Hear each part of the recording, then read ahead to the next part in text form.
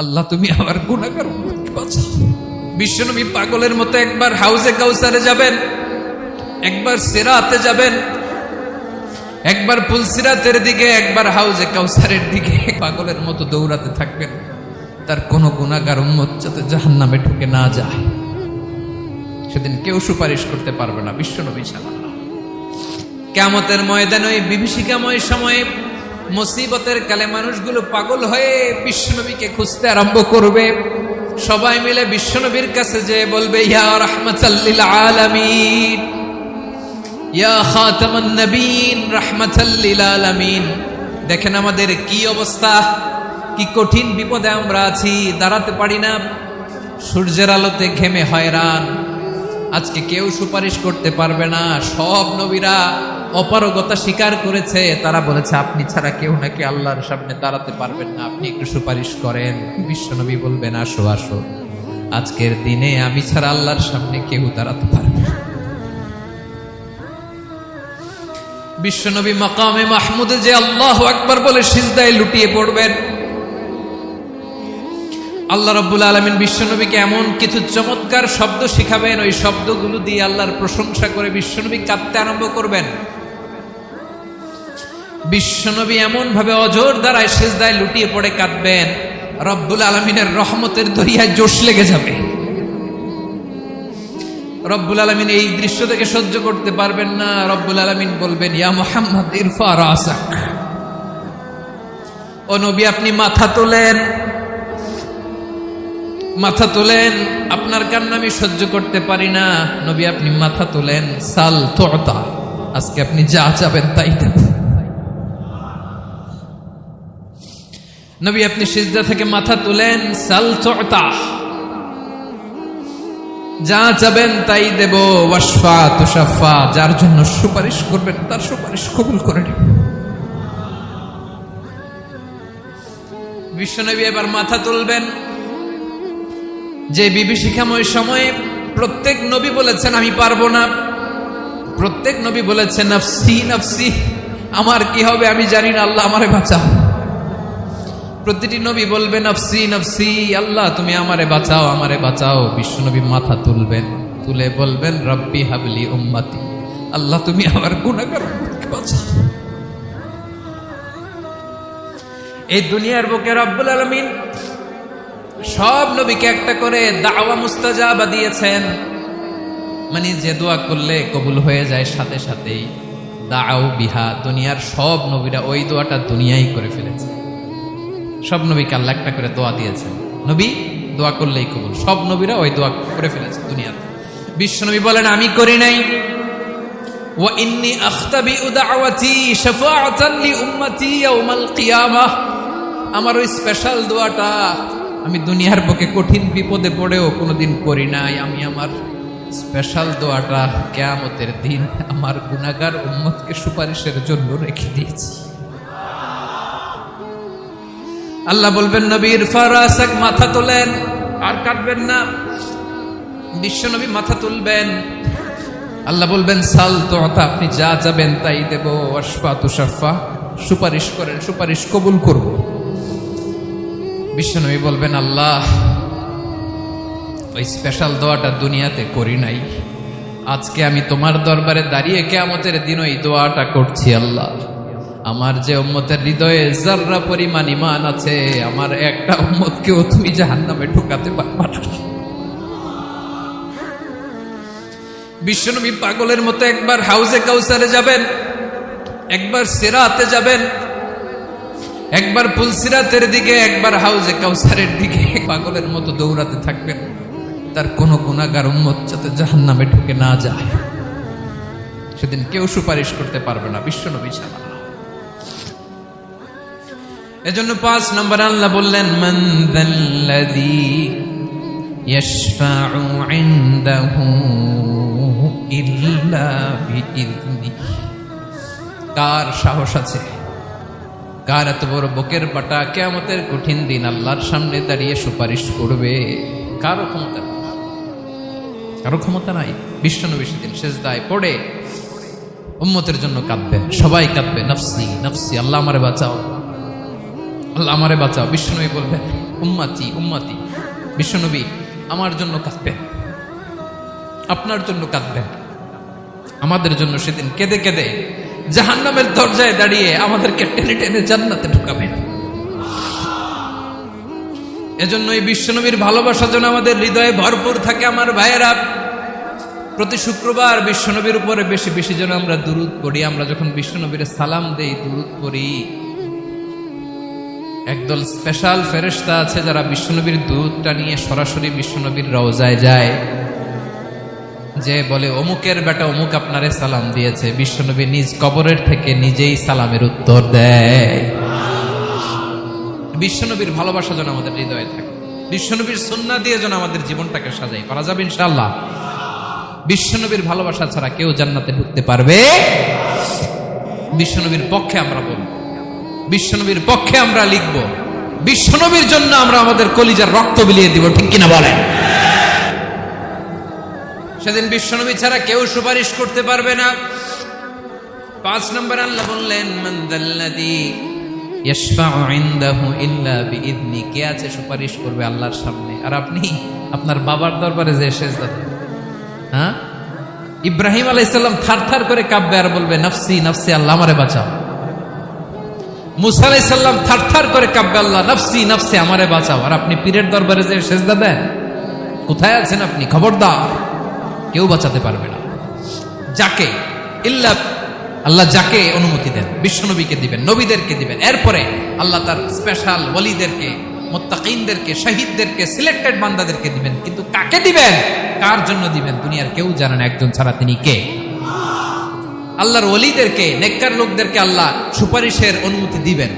কিন্তু আপনি যারে মানেন, যার পায়ে সেজদায় লুটিয়ে পড়ে থাকেন, তারে যে আল্লাহ দিবেন, এটার কোনো গ্যারান্টি আছে? কথা বলেন। এজন্য জপতে হবে একজনের নাম। আওয়াজ করে বলুন, তিনি কে? আয়াতুল কুরসির 5 নাম্বার কথা হচ্ছে, সেদিন কেউ কারো উপকারে আসবে না, সুপারিশ করার সুযোগ পাবে না, আল্লাহ যাকে অনুমতি দেয় তিনি ছাড়া। আল্লাহ যদি কাউকে দয়া করে অনুমতি দেয় তাহলে করতে পারবে, তাহলে পারবে। সেই কিয়ামতের দিনটা বড্ড ভয়ঙ্কর, কেউ সুপারিশ করার সাহস পাবে না। আরে আমার অবস্থা কি আমি জানি না, আমি আবার কারোর জন্য সুপারিশ করব? কথা বুঝেন নাই? আমার কি হবে আমি জানি, তা আমি আরেকজনকে নিয়ে টেনশন করার সুযোগ কোথায়? ইয়া নাফসি ইয়া নাফসি, আল্লাহ আমারে বাঁচাও, আমারে বাঁচাও, আমারে বাঁচাও। কাঁদতে কাঁদতে মানুষ হয়রান হয়ে যাবে, এ নাকি আবার আরেকজনের বাঁচাবে। বিশ্বনবী বলেন, বিশ্বনবী একবার ছাগলের রান খাচ্ছিলেন। রান খেতে খেতে বিশ্বনবী বলেন আনা সাইয়্যিদুন নাসি ইয়াউমাল কিয়ামাহ, আমি কিয়ামতের দিন সর্বশ্রেষ্ঠ হব, মানুষের মধ্যে সর্বশ্রেষ্ঠ সেরা আমি বিশ্বনবী। আলহামদুলিল্লাহ। বিশ্বনবী বলেন সেদিনটা বড্ড ভয়ঙ্কর, সেদিন কেউ কারো কোনো উপকারে আসবে না, বন্ধু বন্ধুর কাজে আসবে না, স্ত্রী স্বামীর উপকারে আসবে না, স্বামী স্ত্রীর উপকারে আসবে না, পীর সাহেব মুরিদরে বাঁচাতে পারবে না, মুরিদ পীর সাহেবরে বাঁচাতে পারবে না, নেতা কর্মীর পরিচয় দিবে না, কর্মী নেতার পরিচয় দিবে না, ভাই বোনকে চিনবে না, বোন ভাইকে চিনবে না, বাবা তার সন্তানকে চিনবে না, মেয়েকে দেখে মা দৌড়ে দৌড়ে পালাবে। বড্ড ভয়ঙ্কর দিন। বিশ্বনবী বলবেন জমিনটা এখনকার মতো থাকবে না, পুরো জমিনটা সমান হয়ে যাবে, ফ্ল্যাট। এখন তো গোল, তখন ফ্ল্যাট। সবাই এক জমিনের উপরে দাঁড়াবে, সূর্যটা মাথার কাছে চলে আসবে, সূর্যের গরমে মানুষের মাথার মগজ গলে গলে কানের ছিদ্র, নাকের ছিদ্র দিয়ে বেয়ে বেয়ে পড়বে। আহ, সবাই হয়রান, পেরেশান, ক্লান্ত শ্রান্ত।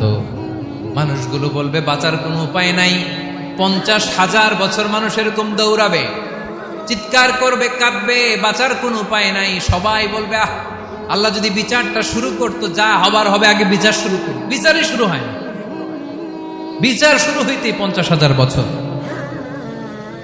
আল্লাহ, 50,000 বছর, 5,000, 15,000 না, 50,000 বছরের কোন যাবে। মানুষগুলো কাঁদতে কাঁদতে বলবে চলো আমরা আদম আলাইহিস সালামের কাছে যাই, যেন আল্লাহর যে সুপারিশ করে, আল্লাহ আপনি বিচার শুরু করেন। কিয়ামতের ময়দানে সবাই মিলে সাইয়েদনা আদম আলাইহিস সালামের কাছে যেয়ে বলবে ইয়া আবাল বাশার ইয়া আউওয়ালাল আম্বিয়া, ও আদম নবী, আপনি দুনিয়ার বুকে প্রথম নবী। আল্লাহ নিজ হাতে আপনারে 60 হাত লম্বা করে বানিয়েছেন। আপনার সম্মানে ফেরেশতাদেরকে সেজদা দিতে বলেছেন। দুনিয়ার প্রথম নবী, প্রথম মানুষ আপনি। আপনি আল্লাহর যে সুপারিশ করেন যেন আল্লাহ বিচার শুরু করে। আদম আলাইহিস সালাম বলবেন আমি পারবো না, কারণ আল্লাহ আমাকে একটা নিষিদ্ধ গাছের কাছে যেতে নিষেধ করেছিল, আমি ভুল করে এই গাছের ফল খেয়েছি। নাফসি নাফসি, আজকে আমার কি হবে আমি জানি না, আমি বড় লজ্জিত। আমারে যদি আল্লাহ জিজ্ঞেস করে কেন খাইছিলাম, আমার কোনো উত্তর নাই। তোমারে বাঁচামো কেমনে আমি? নবীরা থার থার করে কাঁপবে সেদিন। আদম আলাইহিস সালাম বলবেন আমি পারবো না, মাফ করো আমাকে, আমি পারবো না। ওই যে ভুল করে গন্ধম খেয়ে ফেলেছি, নিষিদ্ধ গাছের ফল খেয়ে ফেলেছে, আমি বড় লজ্জিত, অনুতপ্ত, আমি পারবো না। আজকে আল্লাহ এত রাগান্বিত হয়েছে, আগে কখনো আল্লাহ এত রাগান্বিত হয় নাই, ভবিষ্যতেও আল্লাহ কখনো এত রাগান্বিত হবে না। আমি পারবো না। এক কাজ করো, তোমরা নূহ আলাইহিস সালামের কাছে যাও। কোন নবী? লোকেরা এবার পাগলের মতো দৌড়াতে দৌড়াতে আল্লাহর নবী নূহ আলাইহিস সালামের কাছে যেয়ে বলবে ইয়া নবী আল্লাহ নূহ, আনতা আউয়ালুর রুসুলি ফিল আরদ, আপনি জমিনে প্রথম রাসূল। আদম আলাইহিস সালাম নবী ছিলেন, রাসূল ছিলেন না। এই দুনিয়ার বুকে প্রথম রাসূল ছিলেন আল্লাহর নবী নূহ আলাইহিস সালাম। সবাই বলবে ও নবী আল্লাহ নূহ, রাসূল আল্লাহ নূহ, আল্লাহ আপনাকে আবদান শাকুরা, শুকরগুজার বান্দা বলে কোরআনে বলেছে। কোরআনে নূহ আলাইহিস সালামের নামেও সূরা আছে না নাই? আপনি আল্লাহর প্রিয় বান্দা, প্রিয় রাসূল। দেখেন আমাদের কি দশা, ঘামতে ঘামতে শেষ। জমিনটা তামার জমিন, সূর্যটা মাথার কাছে, কি করবো আর পারি না, ঘামতে ঘামতে আর কত ঘামবো, কত দাঁড়িয়ে থাকবো। আল্লাহরে যে বলেন বিচার যেন শুরু করে। নূহ আলাইহিস সালাম বলবেন আমিও পারবো না, আমিও পারবো না। আমি আমার ছেলের জন্য এক কথা বলে ভুল করে ফেলছি। যখন মহাপ্লাবন হবে আমি বললাম আল্লাহ আমার কলিজার টুকরা সন্তান রে বাঁচান। আল্লাহ বললেন ও নূহ, সে তোমার সন্তান না, কারণ সে ঈমান আনে নাই, সে পাহাড়ের উপর দাঁড়িয়েছে, দেখি কেমনে সে বাঁচে। ওই যে আমি একটা না বুঝে আবদার করেছি, আল্লাহ আমার উপর রেগে গিয়েছিলেন। আজকে আল্লাহ ওই ব্যাপারে যদি আমারে প্রশ্ন করে, আমার কোনো জবাব নাই, আমি পারবো না, মাফ করো। তোমরা সবাই মিলে আল্লাহর খালিল ইব্রাহিম আলাইহিস সালামের কাছে যাও। লোকগুলো পাগলের মতো খুঁজতে আরম্ভ করবে, অযুত লক্ষ নিযুত কোটি মানুষের ভিড়ে আল্লাহর খালিল ইব্রাহিমকে যে বলবে ইয়া খালিলুল্লাহ, ও আল্লাহর খালিল, আল্লাহ আপনাকে বড্ড ভালোবেসেছেন, আপনি কাবা বানিয়েছেন, আল্লাহ আপনাকে বড্ড পছন্দ করেন। দেখেন আমাদের কি অবস্থা। আপনি যে আল্লাহর কাছে সুপারিশ করেন যেন আল্লাহ আজকে বিচার শুরু করে। আল্লাহর নবী ইব্রাহিম বলবেন আমিও পারবো না, আমি আমার জীবদ্দশায় 3টা মিথ্যা বলেছি। কয়টা? আসলে মিথ্যা না, একটু টুইস্ট করে কৌশল করে কথা বলেছিলেন, ওইটাকে হাদিসে মিথ্যা বলা হয়েছে। আমি জীবনে 3টা মিথ্যা বলেছি, জীবন বাঁচানোর তাগিদে কৌশল করে 3টা কথা বলেছি। আজকের এই কঠিন ময়দানে আল্লাহ যদি ওই 3টা কথার ব্যাপারে জিজ্ঞেস করে, লজ্জায় আমি মাথা দেখাতে পারবো না, আমিও পারবো না, আমিও পারবো না। আজকে আল্লাহ এত রেগে আছে, আগে কখনো এত রাগে নাই, পরেও রাখবে না। তোমরা সবাই মিলে বনি ইসরাইলের নবী মূসা আলাইহিস সালামের কাছে যাও। সবাই এবার যাবে মূসা আলাইহিস সালামের কাছে, যে বলবে ইয়া নবী আল্লাহ মূসা, আপনি ছিলেন কালিমুল্লাহ, আল্লাহর সাথে সরাসরি কথা বলতেন। রব্বুল আলামিন আপনাকে তাওরাত কিতাব দিয়েছেন, আপনি যে একটু সুপারিশ করেন। আল্লাহর নবী মূসা বলবেন মাফ করো, আমিও পারবো না, আমি দুনিয়ার বুকে ভুল করে একটা মানুষকে মেরে ফেলেছি। আমি মারছিলাম আদব শিক্ষা দেওয়ার জন্য এক থাপ্পড়, এই থাপ্পড়ে যে ওই লোক মরেই যাবে আমি জানতাম না। আজকে আল্লাহ যদি জিজ্ঞেস করে কেন মারলা, জবাব আছে? ওই লজ্জায় আমি অনুতপ্ত, আমি পারবো না, আমার এই কথা বলো না। আজকে আল্লাহ বড্ড রেগে আছে, আমি পারবো না। তোমরা আল্লাহর নবী ঈসা আলাইহিস সালামের কাছে যাও। কিয়ামতের ময়দানে মানুষগুলো পাগল পাড়া হয়ে আল্লাহর নবী ঈসা আলাইহিস সালামের কাছে যাবে, যে বলবে নবী ঈসা আপনি রূহুল্লাহ, বাবা ছাড়া আল্লাহ আপনাকে বানিয়েছেন, ইনজিল কিতাব দিয়েছেন, মৃত মানুষকে আপনি জীবিত করতে পারতেন। আজকের এই কঠিন বিপদের দিনে আপনি আমাদের সাহায্য করেন। আল্লাহর কাছে যে বলেন যেন বিচার শুরু করে। ঈসা আলাইহিস সালাম বলবেন আমিও পারবো না, ইন্নী উবিদতু মিন দুনিল্লাহ, আমার উম্মত খ্রিস্টানেরা আল্লাহরে বাদ দিয়ে আমি ঈসার ইবাদত করেছে। আমার মা ম্যারি আর আমাকে ডাকতো জেসাস ক্রাইস্ট, আমার ইবাদত করেছে। যদিও আমি আমার ইবাদত করতে বলি না, ঈসা আলাইহিস সালামও ইবাদত করতে বলেছেন একজনের, তিনি কে?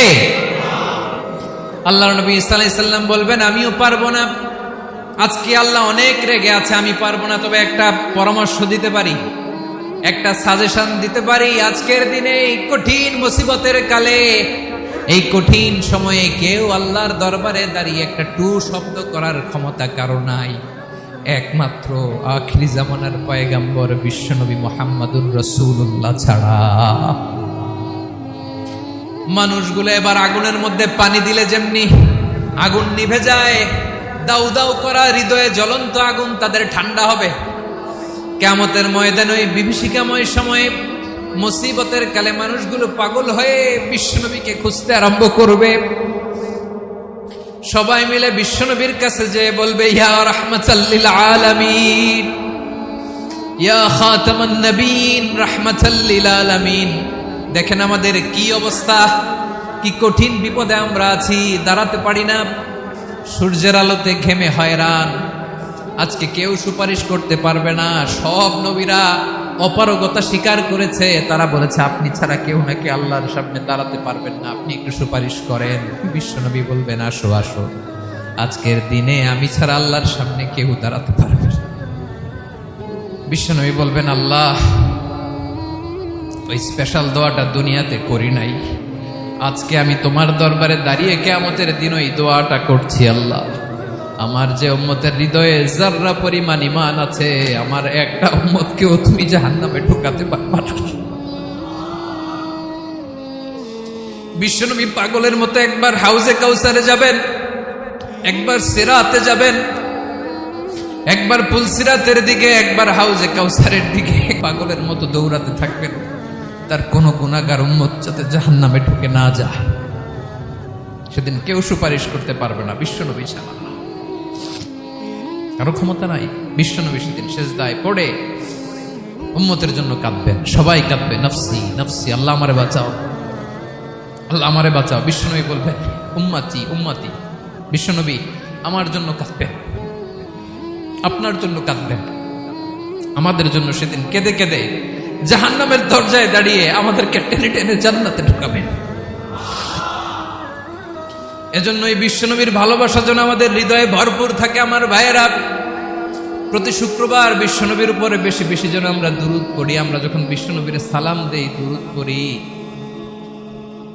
একদল স্পেশাল ফেরেশতা আছে যারা বিশ্বনবীর দুরূদটা নিয়ে সরাসরি বিশ্বনবীর রওজায় যায়, যে বলে অমুকের বেটা অমুক আপনারে সালাম দিয়েছে। বিশ্বনবী নিজ কবরের থেকে নিজেই সালামের উত্তর দেয়।